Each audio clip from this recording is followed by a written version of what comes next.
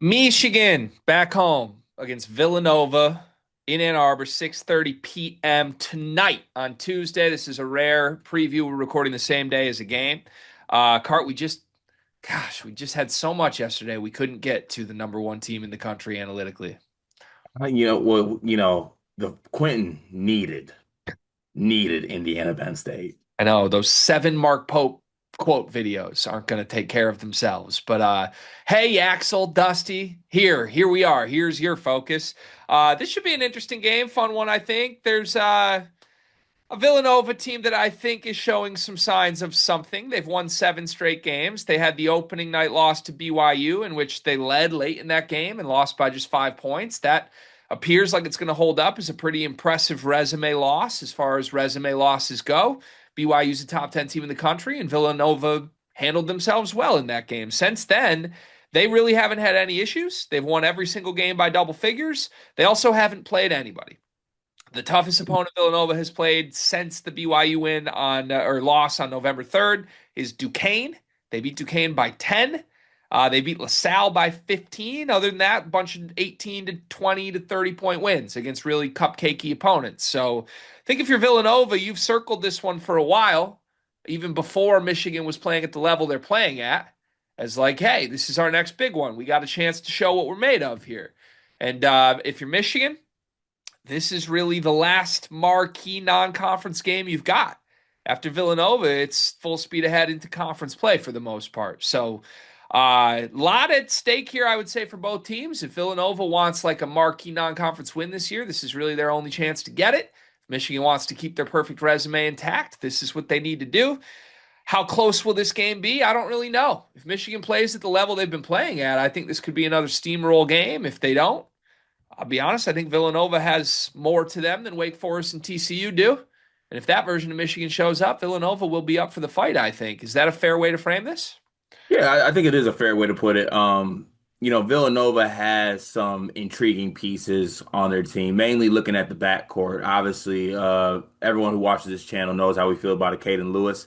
He's having a really, really good freshman year right now, top 30 in the country in assist rate, averages just under 6 assists a game, just under 2 turnovers a game. He's been really good outside of shooting from three-point range or shooting in general, but he's been really, really good. 12.6, I'm sorry, yeah, 12.6 assists a game. Bryce Lindsey, sophomore guard that plays with him. I believe he's like a 2-3, depending on how Villanova's playing. He's averaging just, I think, under 17 points a game. Sorry, 18 points a game on really good percentages too. 51% from the field, 49% from three. I do have to check that 3-point volume, but a guy that has been a pretty good scorer. He's a pretty good scorer last year at JMU. And yeah, he is shooting 49% from three on 7 attempts a game, G. So like he's on some incredible shooting stuff right now. Granted, the competition, like you stated, is a little bit different. And then they have Duke Brennan in the middle. I think 6'11, 6'10 transfer from Grand Canyon. Really good on the glass, not necessarily like the best big man in the world, but a guy that I think you can count on to compete on the glass. He averages just under 12 rebounds a game. So yeah, this Villanova team, they had one opportunity to start the season. They failed that test. They passed beating teams that they're better than the rest of the so far the rest of the season, and now they have a very very massive step up in competition in Michigan, and also kind of a tough matchup given how I personally think Villanova's built. Right. Yeah. So I actually do respect the talent on this Villanova team. I'm going to say something I very rarely say, and I think it might shock you. I really respect Kevin Willard after the start of this season. Okay. I think it's time, Cart. Come back. Take it back and I'll come back. I honestly refuse to do this preview until you take that back. Can we talk about it? I'm You have talking 17 seconds. I'm talking the caliber coach, not necessarily the person. I don't like the way he handled his departure from Maryland. I do think he's a snake in general from everything I've seen, but just the caliber of coach. Villanova got what they wanted with this hire. They're back. They're 7-1. They're taking care of business. They're not like flirting with losses to any bad teams. And oh, by the way, they went to a top 10 team in the country and held up well and almost won the game. They're back. Now, are they Jay Wright back? No, he's not Jay Wright. He's not top five coach in the country. But like They went for the cutthroat, buy Kyle Neptune. Let's hire a dude. We're going to steal Maryland's coach after he just had Derek Queen. Mission accomplished. Like where he's going to bring in talent. Caden Lewis, hello. He's going to bring in some role players that are slept on. Bryce Lindsey, Duke Brennan, hello. Like the vision's working. This is ahead of where I thought it would be through a month from Kevin Willard. And honestly, I'm looking back at his time in Maryland. I don't know if we should be that surprised by it. We made fun of the hire because like he's a scumbag kind of how he left Maryland. Dog, he also turned Maryland into like the best Maryland team we've ever seen. So Trap five merchant. the Big East is wide open. Mhm. The Big East is wide open. I think I won't be surprised at all if Villanova emerges as a top three team in this league this year. Will they fare well tonight is a totally different question because Michigan's on some different shit right now. But at minimum, like my biggest scout as a Michigan fan for this game is like, you know what? I can't overlook a Kevin Willard team. Not going to do that.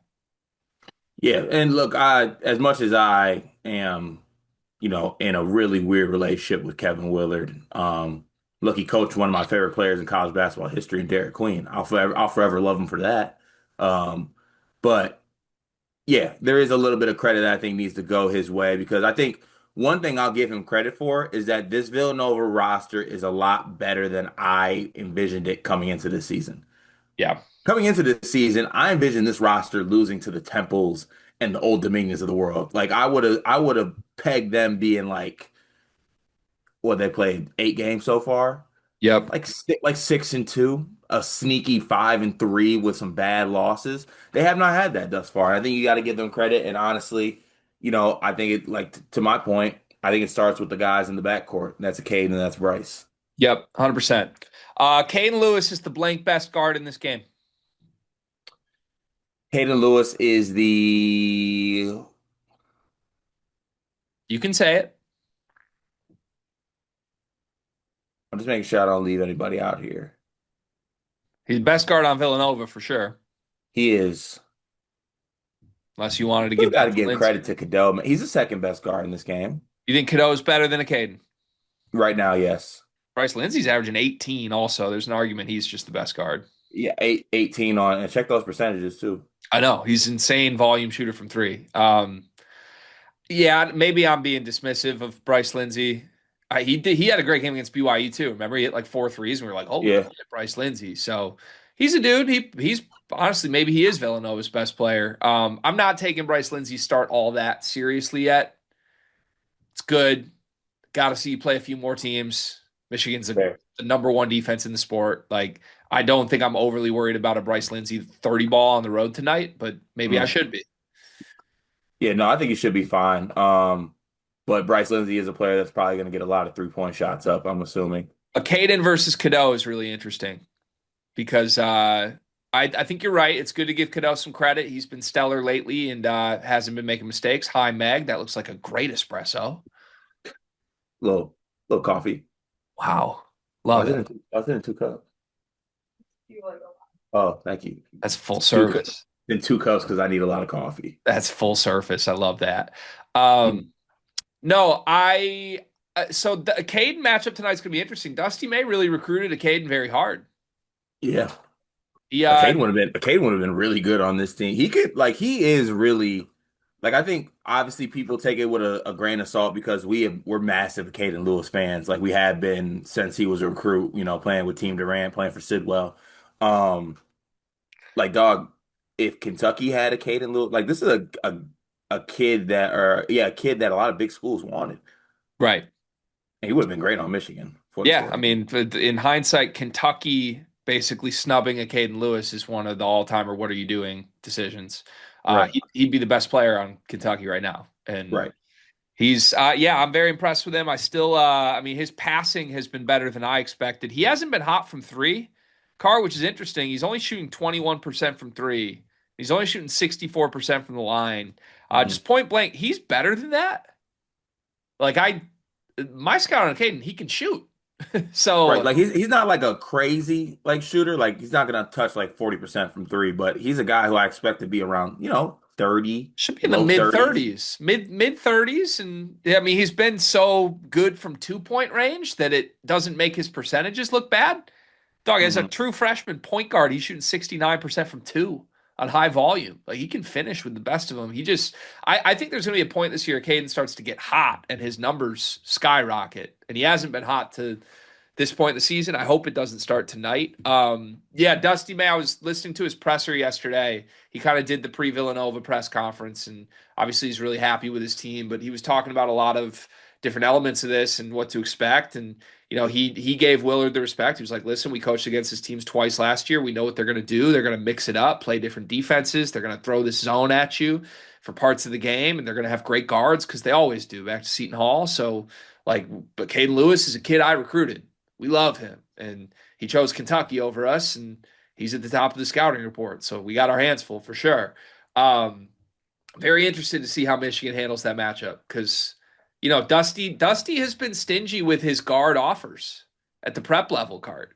He's really been after all these bigs and wings, and Trey McKinney was an off-ball guy in state. Like he really hasn't gone off after many point guards. He saved his Mm. time to do that in the portal.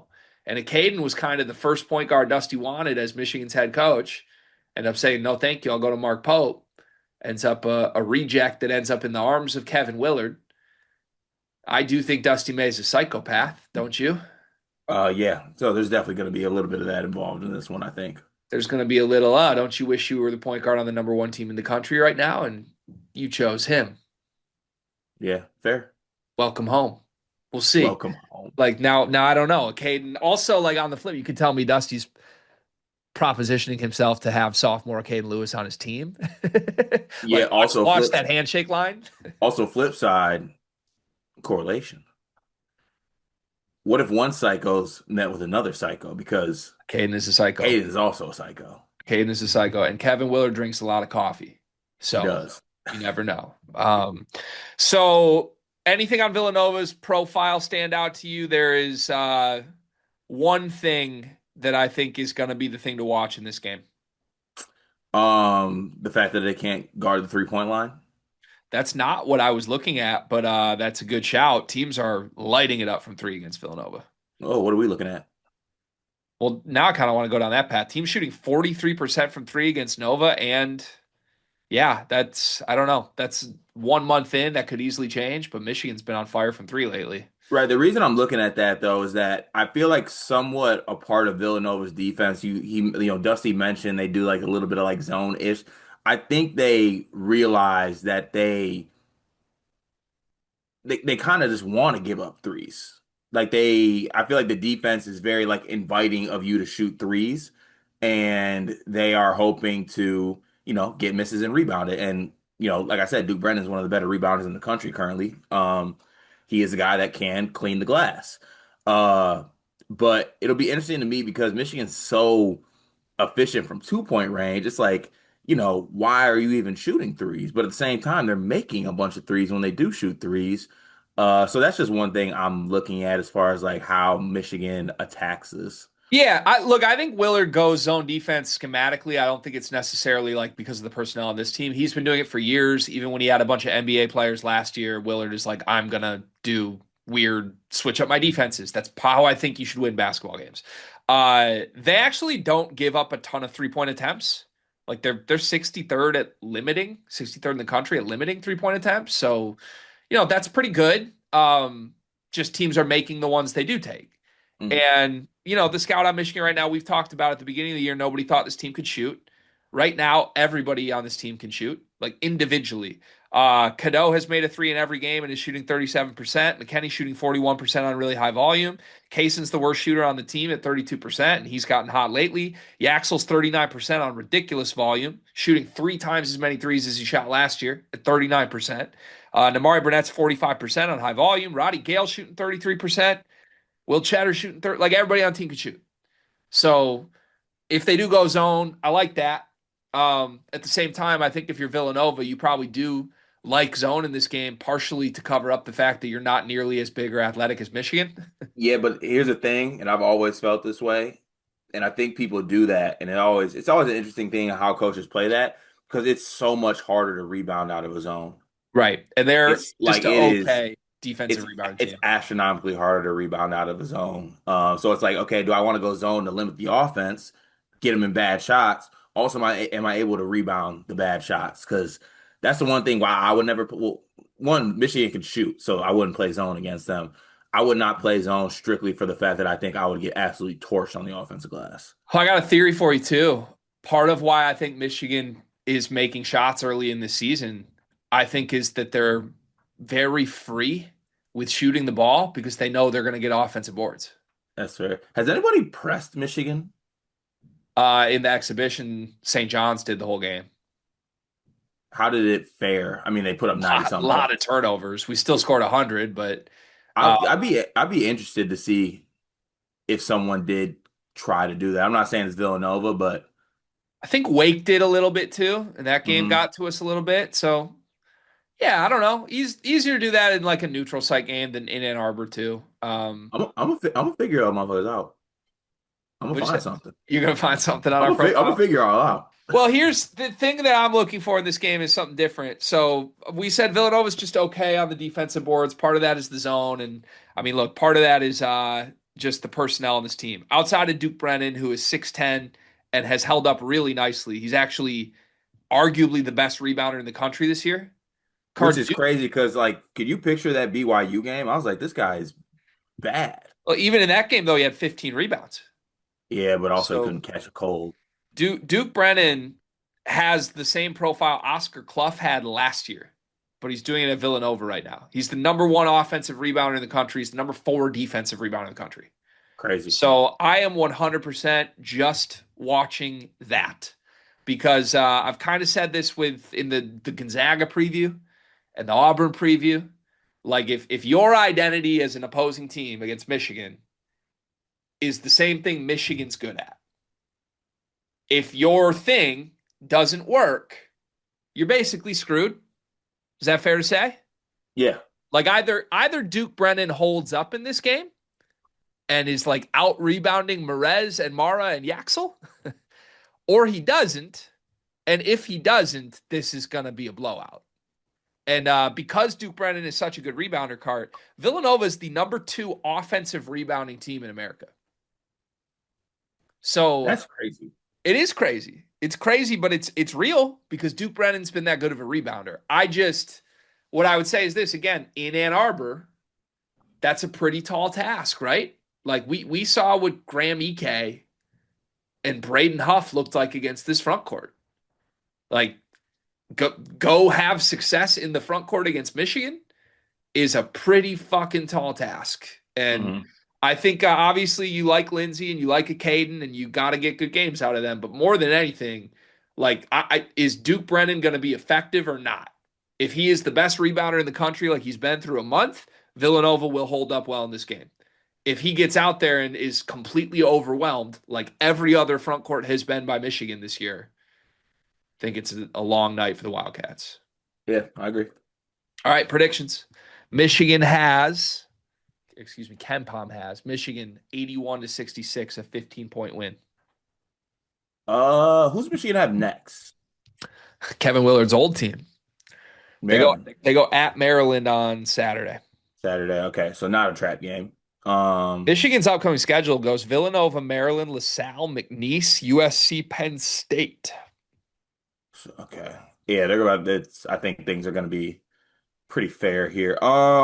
Jan 30, What do you say? January 30. January 30th. I think that uh, give me Michigan 85, Villanova 70. Right on the number 15. Yeah. So basically, like, what do you think the path is? Because as crazy as it sounds, Michigan only getting to 85 would almost to me be like, something went wrong. Sleepy-ish first half, like 30 points, and then like a 50-point second half is what I'm thinking. Like shots aren't going in early, some turnovers against the zone, the switching Yeah. defense, and yeah, okay. I mean, they are long overdue for like a stumble. I was about to So say, was the last time y'all scored under 67 against TCU in November? 86 against Middle Tennessee was probably the last not lights out performance, and even that was a 25-point win at home against a Mhm. top 200 team. So yeah, you got to go back to November 14th against TCU, last time Michigan played quote unquote poorly. Um, look at the profile here. I think it's a really, really, really tall task for a team whose identity is offensive rebounding to go beat Michigan with offensive rebounding. Fair. How many times have we talked about the 2 point discrepancy here? Um, Villanova is a team that relies on play inside. They are like they're a great 2 point defense and a terrible 3 point defense. So like against the mountain that has been Michigan, if you need to have success in 2 point range and on the boards, I just think that's a losing formula. Like with all due respect to Duke Brennan, Cardi's Duke Brennan. He's Yeah. Duke Brennan. He's the number one rebounder in the country right now. He's also Duke Brennan. And I got Merez Johnson and Yaxel Lendeborg and Adai Mara as my third. I'm afraid of Bryce Lindsey. I think he could get hot, and I love a Caden Lewis to death. That's my favorite point guard in the country. I do think those guys will have good games, but this is just a tall task. And outside of a sleepy Ann Arbor setting, I don't know what you do here. So for that reason, I'm going to take Villanova 84, Michigan 72. I think it's just going to be a sleepy performance from the Wolverines that they are long overdue for. Wait, you say Villanova 84 to Villanova 72 or 84, Michigan 72. so Villanova winning? Yep, by 12. Okay.